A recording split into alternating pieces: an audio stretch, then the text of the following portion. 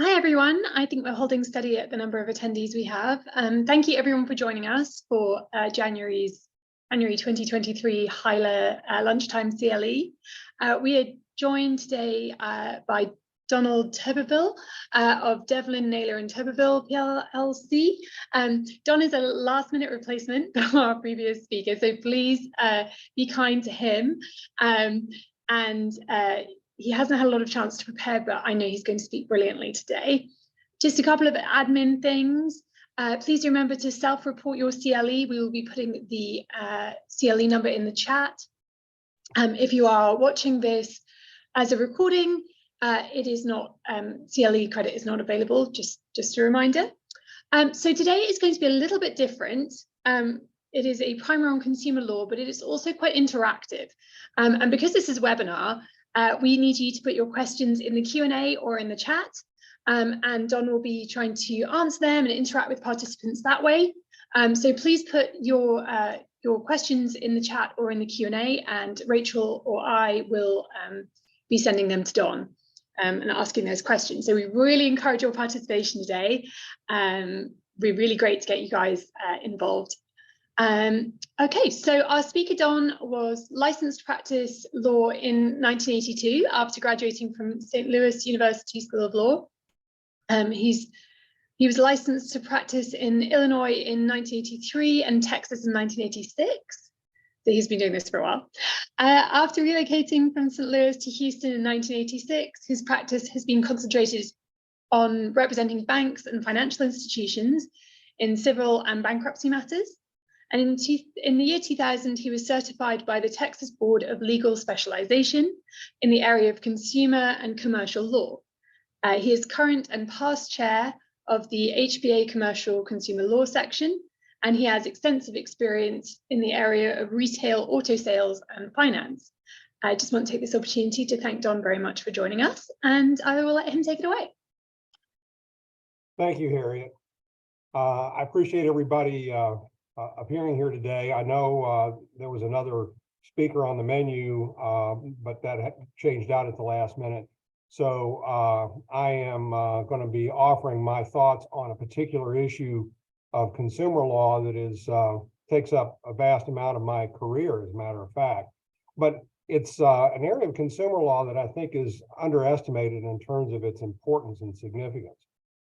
It's always been true, and I think it's even more so today, that the most expensive consumer transaction that most Americans engage in is the purchase of an automobile, second only to the purchase of a house. And frankly, some of the auto loans that I'm seeing cross my desk nowadays, I ask myself, how many bedrooms does that car have? Because it's not unusual now to see in the TILA box, which is a truth in lending box on a retail installment contract, 6 figures.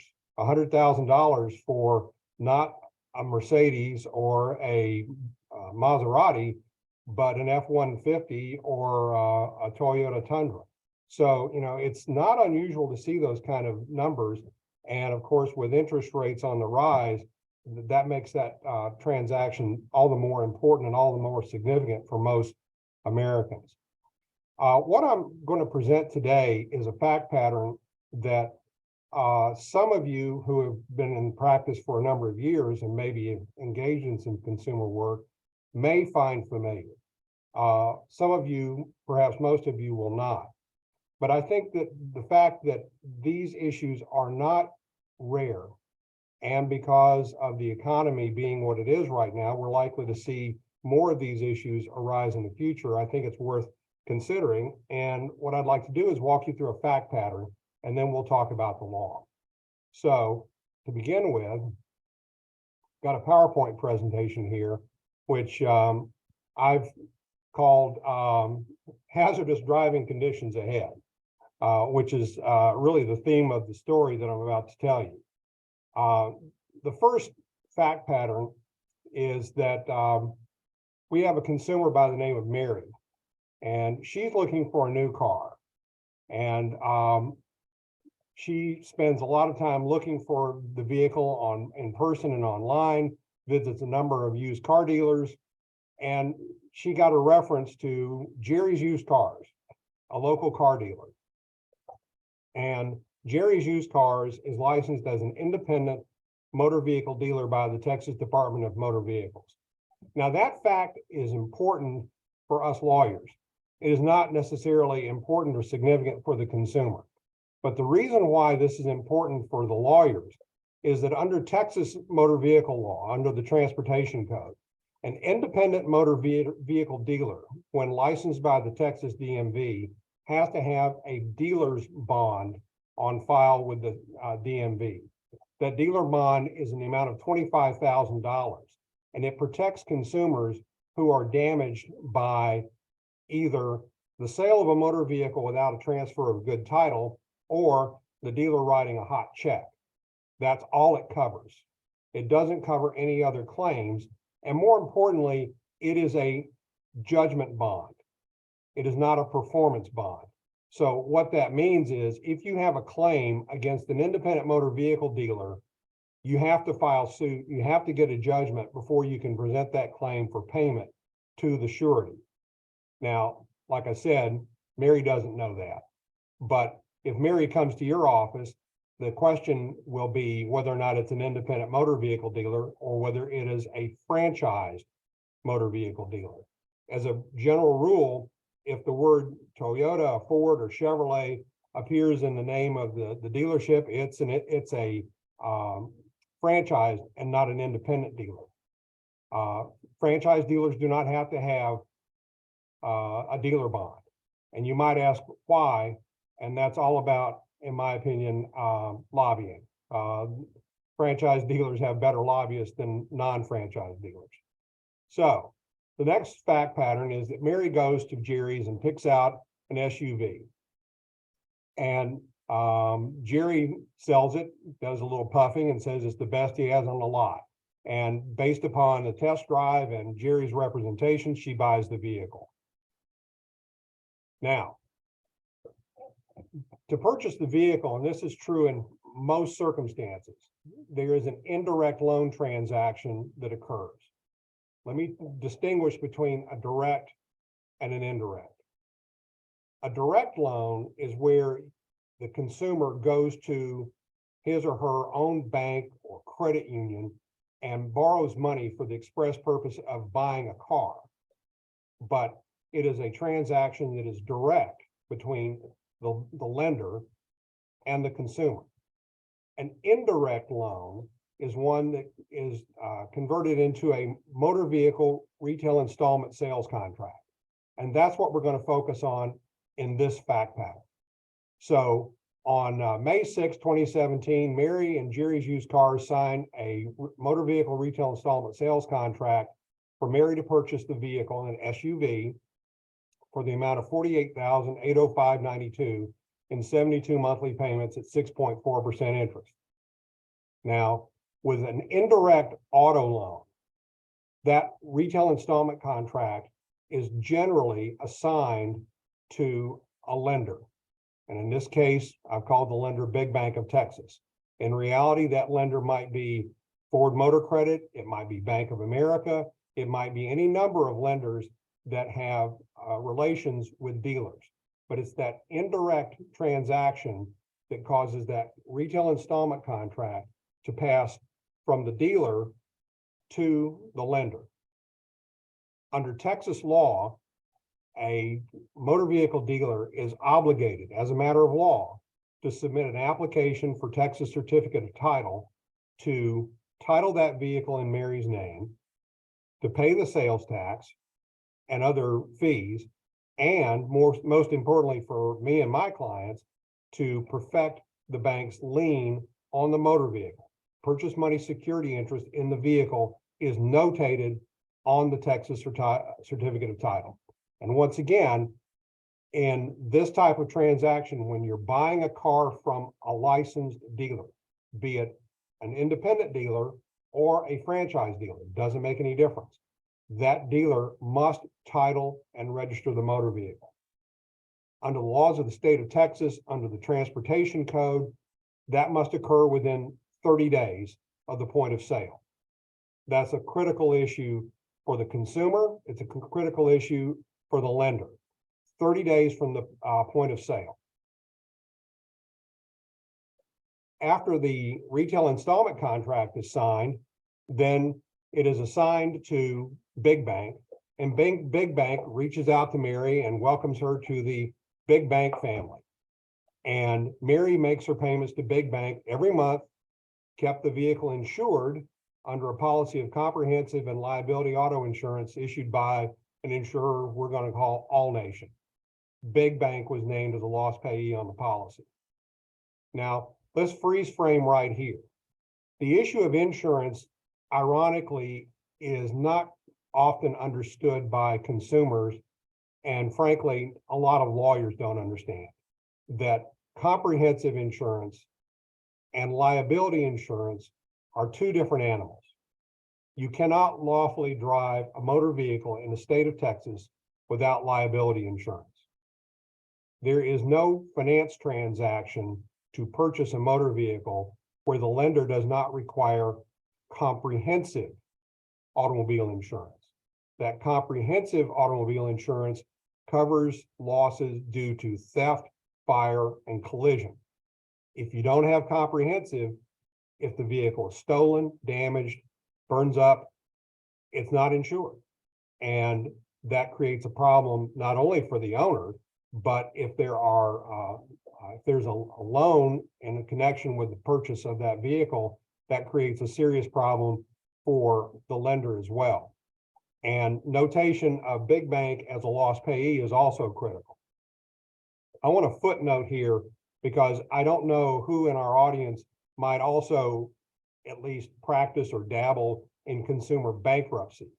Under the standing orders of the Southern District of Texas, if you have a debtor who has a motor vehicle that is subject to a finance transaction, having comprehensive and liability auto insurance is mandatory.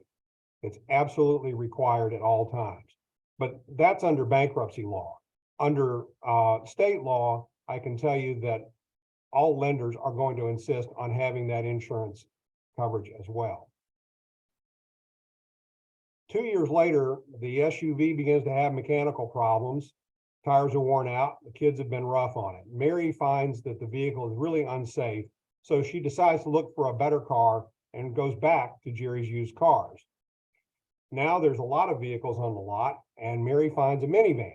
And the minivan caught her eye, and she decides to trade the SUV for the purchase of the minivan. Jerry calls Big Bank to get a payoff quote, and Mary still owes more than $34,000 on that retail installment contract. And Jerry says, well, I'm sure we can get this done for you. So he agrees that he's going to accept the vehicle as a trade on a new vehicle, even though the value of that vehicle was substantially less than $34,000.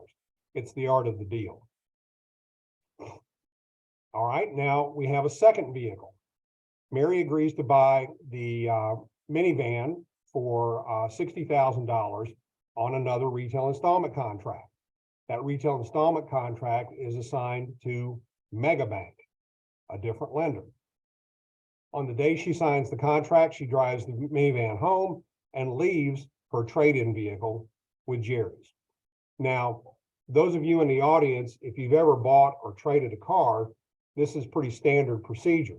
I know that in my day, I've traded vehicles in, and that's exactly what I do. I drive off with a new one and toss the dealer the keys to the used vehicle, never to think there was anything that might happen after the fact that might be a problem. Mary wasn't so lucky. Shortly after this trade, Mary gets a phone call from Big Bank.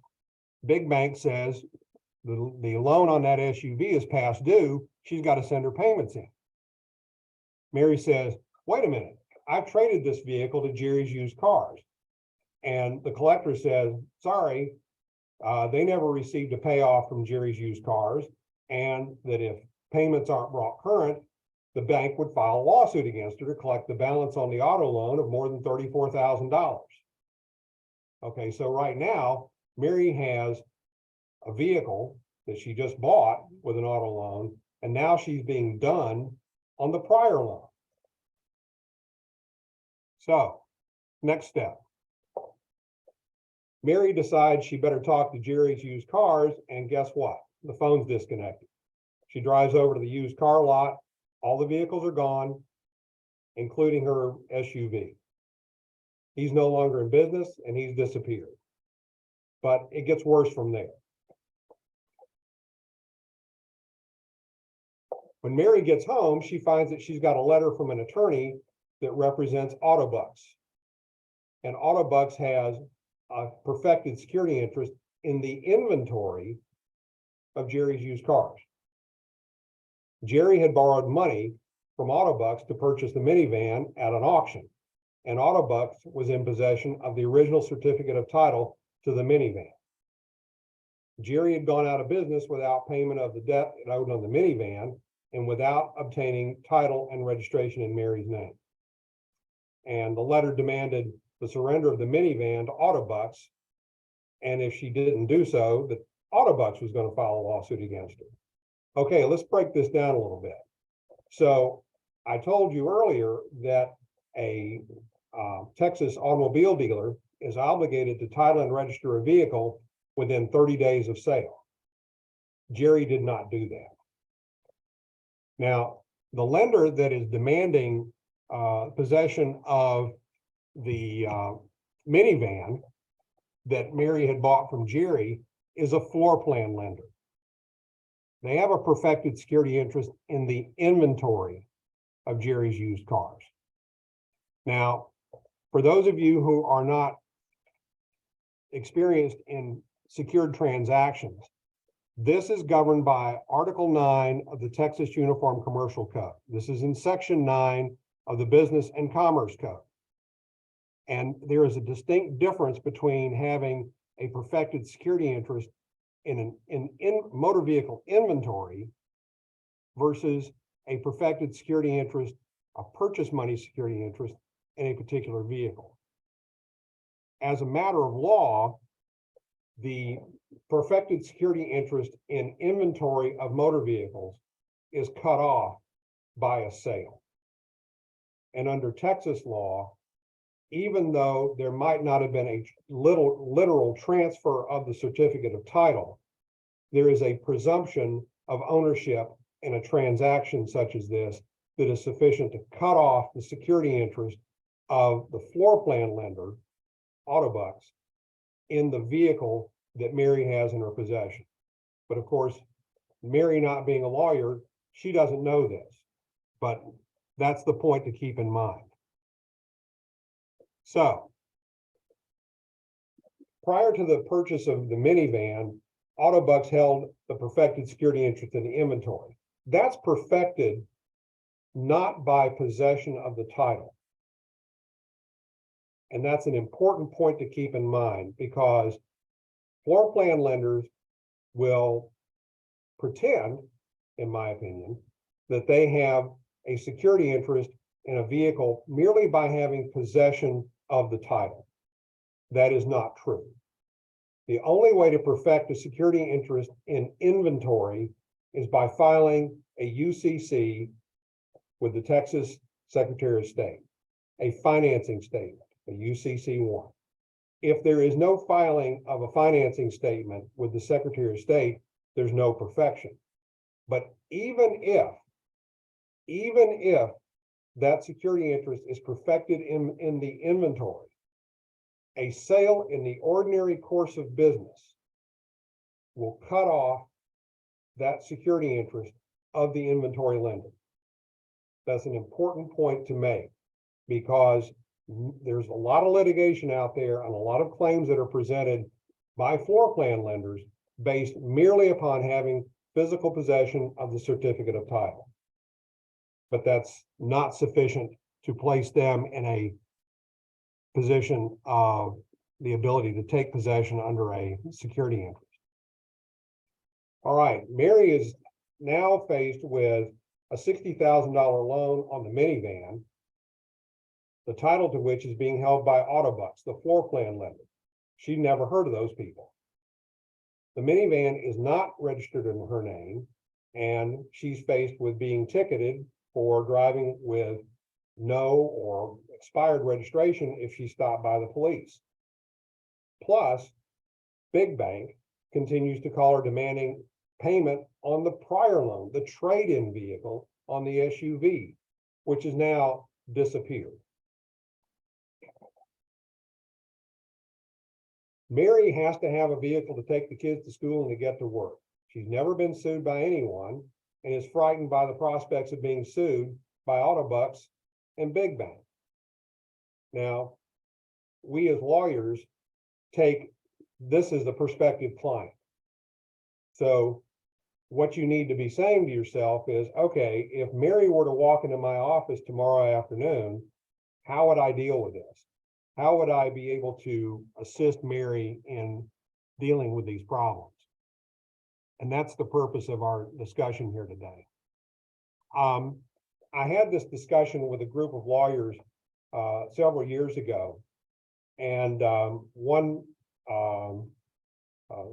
fellow decided that he had just the answer for Mary, and he suggested, well, I think I would tell Mary to file bankruptcy.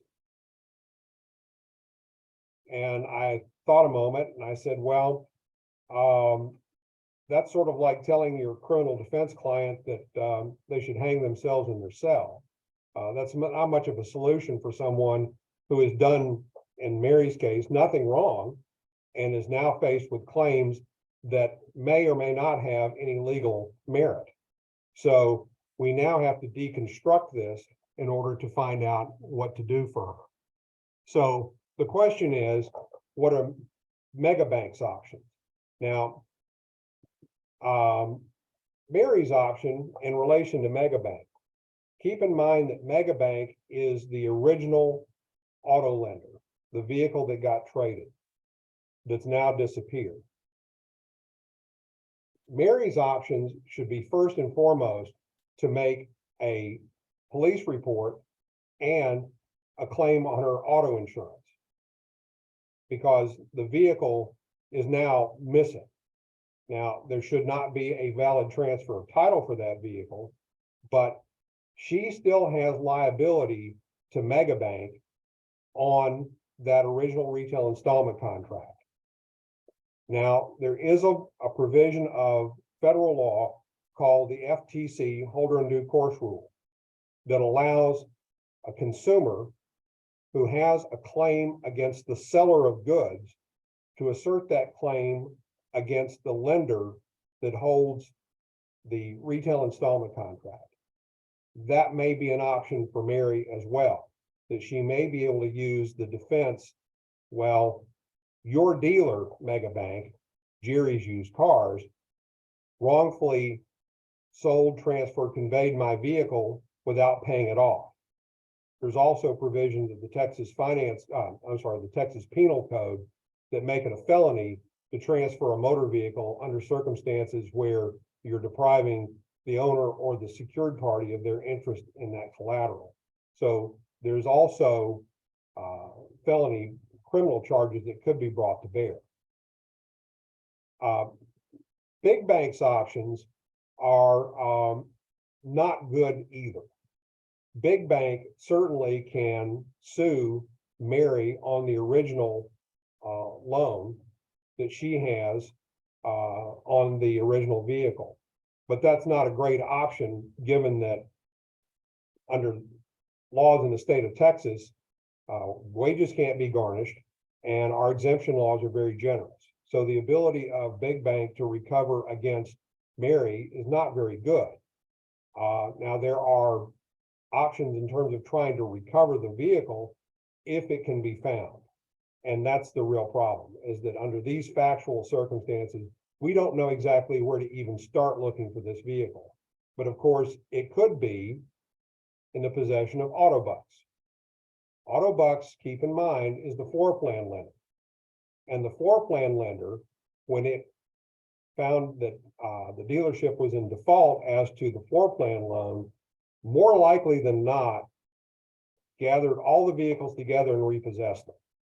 It is entirely possible that Mary's trade-in vehicle might have still been on the lot by the time Autobucks began the process of foreclosing its security interest on the inventory of Jerry's Used Cars. So that may be an option, at least to start looking for the vehicle, is with the floor plan lender. Megabank's options. Megabank, keep in mind, is the second lender. It is the lender that provided financing for the vehicle that's subject to Autobus floor plan loan. Now, we all know from our first year contracts course that a failure of consideration makes a contract unenforceable. So the retail installment contract that Mary signed to buy the vehicle that's financed by Megabank seriously has a serious problem in terms of consideration.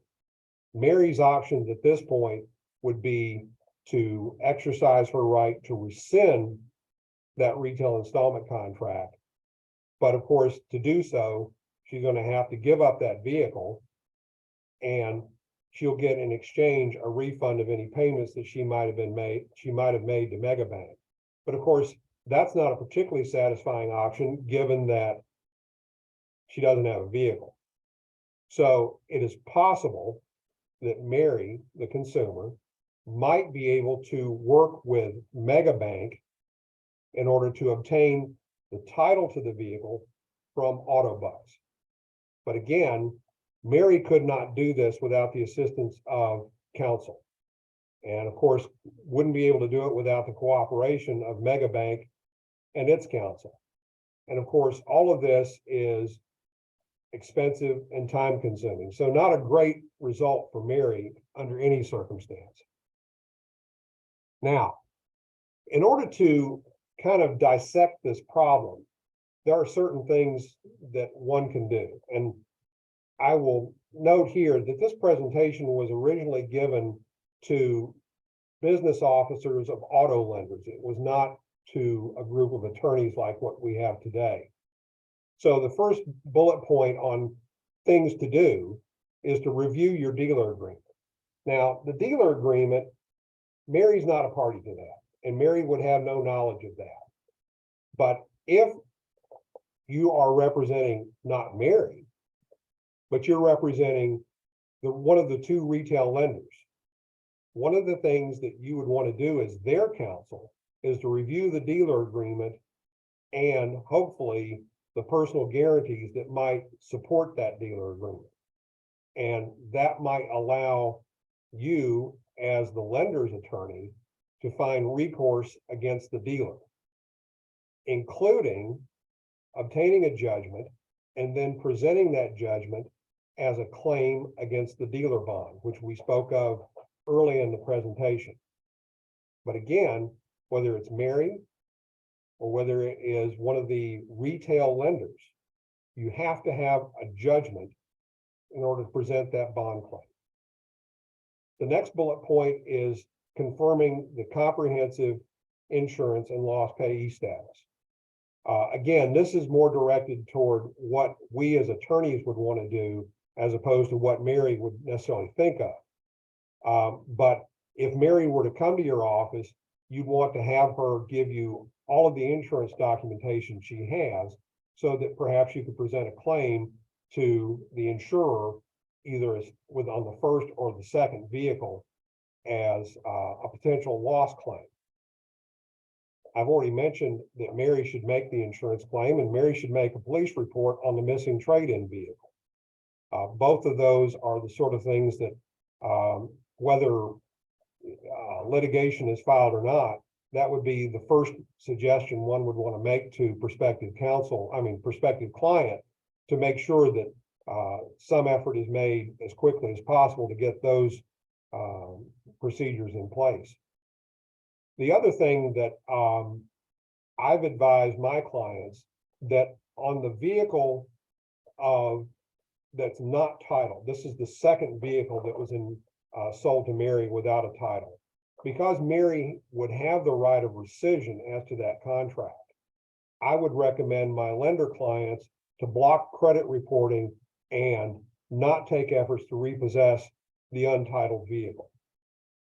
The credit reporting, I think everybody would understand intuitively, you would not want to have Mary suffer an adverse credit report based upon the selling dealer's failure to title and register the vehicle. That's not her fault. The repossession is another issue that requires a little bit more thought, because in this circumstance, that second lender who extended money for a purchase money transaction but did not get a lien, if it repos the vehicle, they can't sell it, because you can't sell a vehicle in the state of Texas without a title. So that presents a particular problem for the second lender who did not get titled. What I also do on these circumstances is immediately request from the Texas DMV a certified title history on both vehicles. Now, that will only tell me what documentation might have been presented to the Texas DMV to possibly sell or transfer those vehicles. But that is about the only way to trace that, except for one other thing that I found useful, is to get a Carfax report, because Carfax reports gather information from a lot of different sources and can sometimes be useful in trying to either locate a vehicle or at least determine what happened to it. So that would be another point. The holder of the prior perfected PMSI for the payoff. Let's talk about that.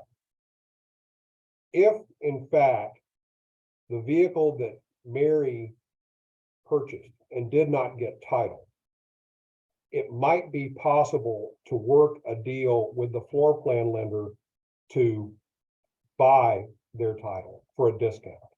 Now, again, this is not the sort of negotiation that a consumer would likely be able to pull off on their own, but it's something that, representing the lender, I've been able to do that, to go back to either the floor plan lender or whomever and say, okay, what do you take for a transfer of this title? And if that's successful, then Mary might be able to get titled in that second vehicle, which she wants to keep and she wants to pay on, and that would preserve the loan. That would be about the only way, short of litigation, to successfully get Mary into title on that second vehicle. Okay, toolbox takeaways. This is, again, part of the presentation that I made to my lender audience. Required proof of timely title and registration. That is difficult, if not impossible, for consumers. Most consumers are not necessarily going to be aware that there is a time requirement for title and registration. I say that, although I know you can learn a lot if you just Google things, but it would require a certain amount of effort on the part of consumers that I don't necessarily think that we could expect them to engage in. But as counsel, when that consumer comes to your office, that's the first thing you're going to look for, is timely title and registration, because we're looking for a dealer bond plan. Jerry's out of business, but that bond may still be in place. But the problem with this is the bond is $25,000 annually, one shot, it's done. So it is literally the race to the courthouse for counsel to get litigation filed, get a judgment as soon as possible, and present that to the surety. The surety bond, you will be able to identify that by asking the Texas DMV for proof of the dealer's licensing and a copy of their bond.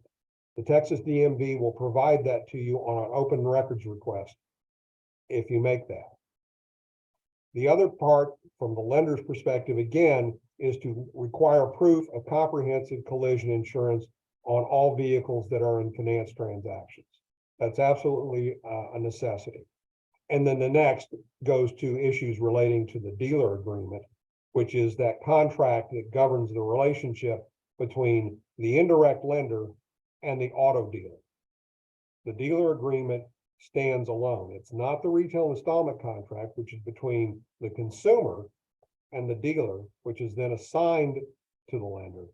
The dealer agreement is that agreement that hopefully lays out the guidelines, the requirements that the dealer owes to the indirect lender on these types of transactions. So what we've covered here is a variety of fact issues, all of which are real life circumstances. I've seen this on numerous occasions, and even attorneys who I run up against on the other side representing consumers, they see this occasionally. But I think many attorneys don't have the place to start in terms of trying to locate the law that would allow their clients to find some sort of remedy for this problem.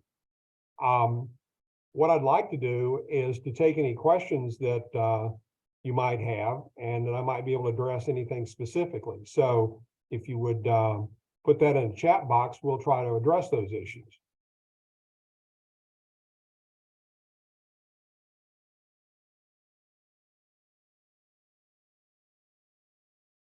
While we're waiting for those questions to come rolling in, I want to just make reference to several bodies of law that you should make note of in terms of analyzing these problems.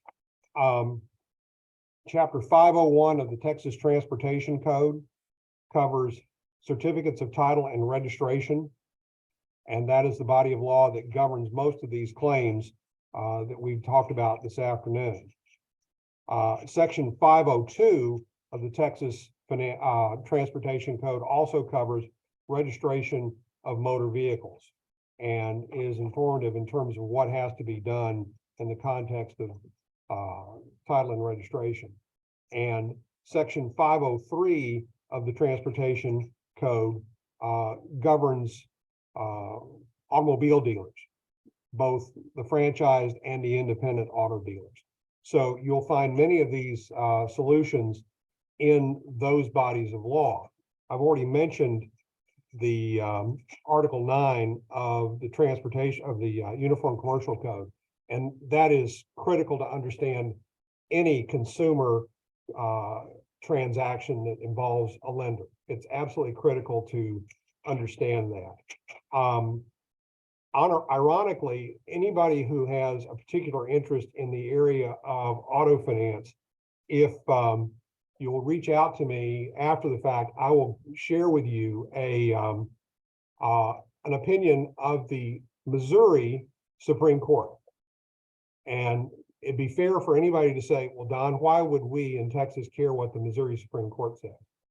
The reason why we should care is, number one, it's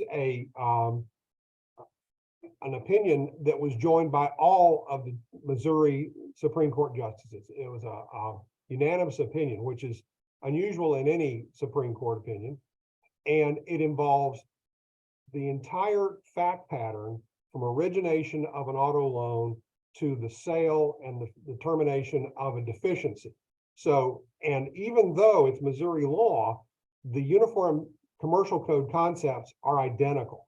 So if you have a particular interest in this, let me know and I'll get you a copy of that Missouri Supreme Court opinion. Harriet.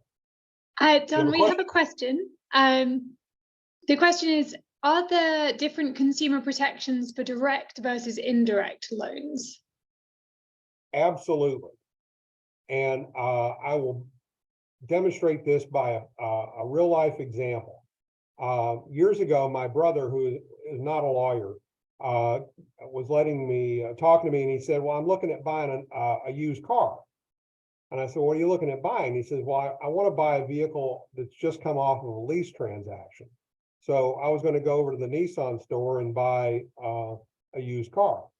And I said, well, how are you going to finance it? And he says, well, I'm going to go to the credit union. I love my credit union. I'm going to go to my credit union. They have the best rates. And I said, okay, wait a minute. Let me tell you something. There's something called the FTC holder in due course rule. The FTC holder in due course rule says a consumer who purchases of goods on a finance transaction can assert a claim or defense against the lender that it would have by reason of some act or omission on the part of the seller. That is totally inapplicable on a direct loan. You go to the bank, you go to the credit union, you borrow money, you go buy a car. The wheels fall off of it. The bank, the credit union is going to say, gee, we're sorry to hear that, but you still got to pay for this. But if it's an indirect loan, and if there were misrepresentations made, or the dealer,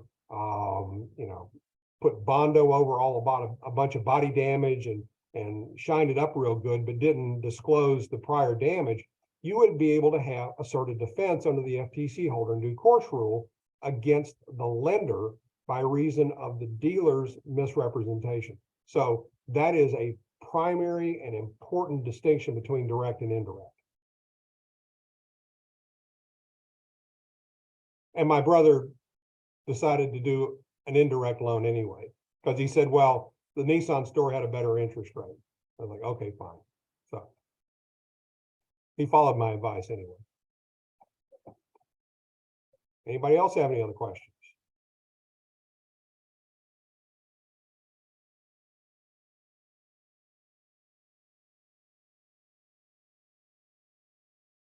I might ask a question if that's okay. Sure. Is there sort of something that you think you wish people maybe entering this area for the first time, other than understanding the law, what would you like them to know? What would you, pitfalls perhaps of entering into this without a true mentor? Wow. That's a pretty broad question. I mean, I think part of the problem that I see is that this type of finance transaction, while it is very common, it is cloaked. When we go to a car dealer, those of us who aren't lawyers, we'll go back and you're shopping for the car, you find just the car you want, and the next thing you know, you're in the finance and insurance department and you got somebody throwing numbers at you, and they ask you the same question over and over again. What payment would you want in order to get you in this car? And most Americans, unfortunately, buy cars based on one factor and one factor only. That's the monthly payment. They don't care whether it's 36 months, 42 months, 48 months, 72 months. They don't care whether the interest rate is high or low. It's the monthly payment. That's a poor way to buy anything, but that's what people do.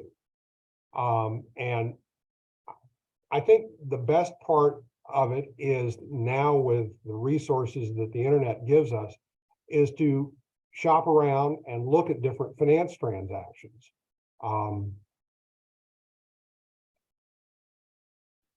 I see a question from the audience. Any thoughts on the transfer of car loans as part of a sale, divorce, disposition, or other transfer between individuals? Oh, I love this question. This is great. And frankly, folks, this makes no difference whether you're talking about a car loan or a mortgage. When I was a teeny tiny baby lawyer in the early 80s in St. Louis, I would occasionally have somebody come into my office and they're all upset and they said, I'm being sued by an auto lender or a mortgage company, but she got the car in the divorce. She got the house in the divorce. I signed a quitclaim deed. I signed over the title to her. It has nothing to do with the loan. You're still liable on the loan. Just because your interest in that vehicle or house was transferred by a divorce decree to the ex-wife, ex-husband, doesn't relieve the other from liability on the note. It is a very, very difficult circumstance to realize, and frankly, I blame this on my family law practitioner friends, that if you don't put this in writing to Joe and Mary, they ain't going to remember this. All they're going to know is, I signed a quitclaim. I'm not liable on this mortgage. No, you got a mortgage and no house. You got a car loan and no car. Not a great outcome, but that's exactly what happens.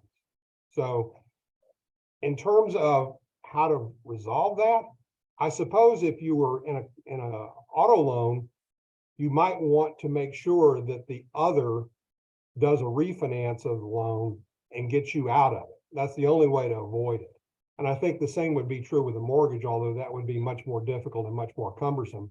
And you might not qualify from a credit perspective to refinance it with only one person's income versus a two-person income. Auto loans are a little bit different, but home mortgage would be difficult, if not impossible. So not great solutions. Other questions?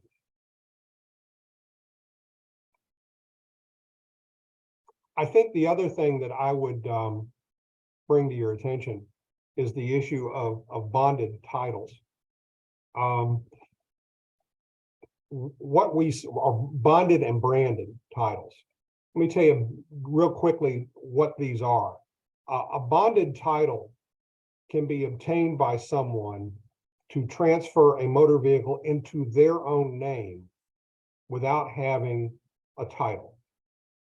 They have to have some evidence of purchase, but they can obtain a bonded title from the Texas DMV, working through the Texas Tax Assessor Collector's Office, Tax Collector Assessor's Office. And it is often used poorly in situations where people who are not entitled to have title to a vehicle get title because they've posted a bond.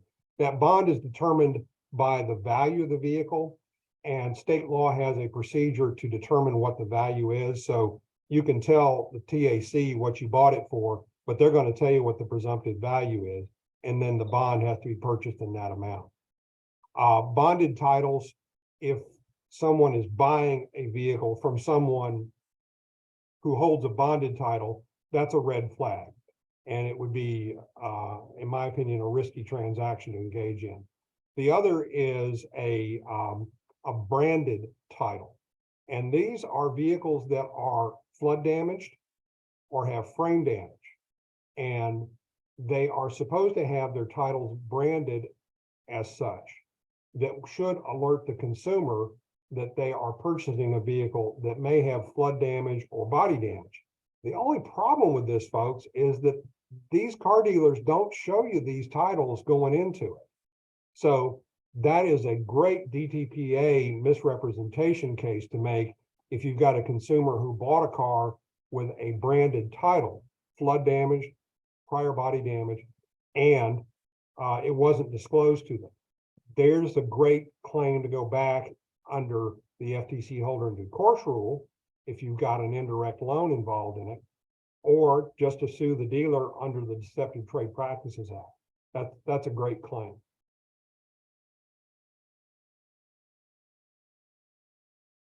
Any other questions?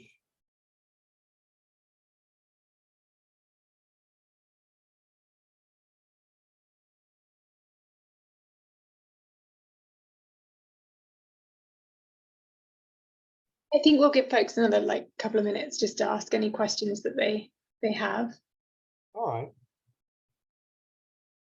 Well, I will just kind of fill the dead air.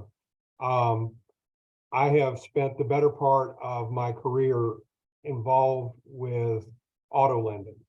I've represented floor plan lenders. I've represented retail lenders. I have represented very, very, very few car dealers.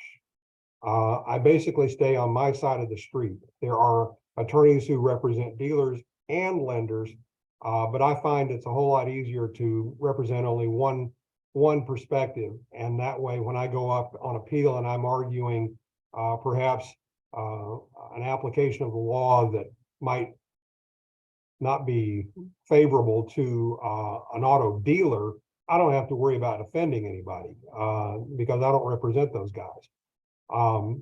But there's so many different permutations of problems that you'll see in auto lending, and it crosses the gamut from consumer issues like I was talking about in terms of bad titles or misrepresentations, but also it takes me into bankruptcy court and either on the consumer side doing bankruptcy work representing auto lenders, or in Chapter 11 cases where whether it's a business that has a fleet of motor vehicles or sometimes car dealers themselves, it's been a very interesting practice to be in.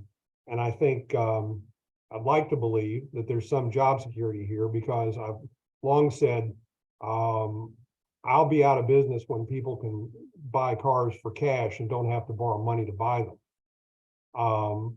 Like I said, with a six-figure purchase price on a motor vehicle, that ain't going to happen anytime soon. When you're talking about just standard motor vehicles. I had one vehicle that was involved in a bankruptcy case a few years back, and I did represent the car dealer in that case because they had purchased a Porsche from a dealer here in Houston, and didn't get the title. And when I interviewed the client, I asked, well, how much did you pay for the vehicle? And he said $645,000. And I thought I misheard him. I didn't understand that there was a Porsche that was valued at $645,000. But in fact, that's exactly what this was. And the dealer was actually buying 9 of these across the country. So it was a pretty high-end deal, not exactly a used car transaction that we normally think of. So, you know, it can be from the sublime to the absurd in terms of what I see in terms of auto lending, but it's been an interesting practice to be in. Well, we're very grateful here at HYLA for you joining us and giving us such an informative presentation. I think you've just basically explained the whole industry and how it works to everyone, so they don't have any questions. But no, we really appreciate it. Well, like I said, if somebody's interested in knowing a little bit more about how to do it in terms of analyzing an auto loan from sale, repossession to deficiency, the Missouri Supreme Court's got just the opinion, and if you'll let me know, I'll send it to you. Thank you so much. I think that probably wraps us up for today. Just to let any participants that went on earlier when I was giving out the information, the course number for this is in the chat. And we thank you all so much for joining us. Thank you, Don. Thank you, everyone. Thank you. Have a great rest of your Tuesday. You too.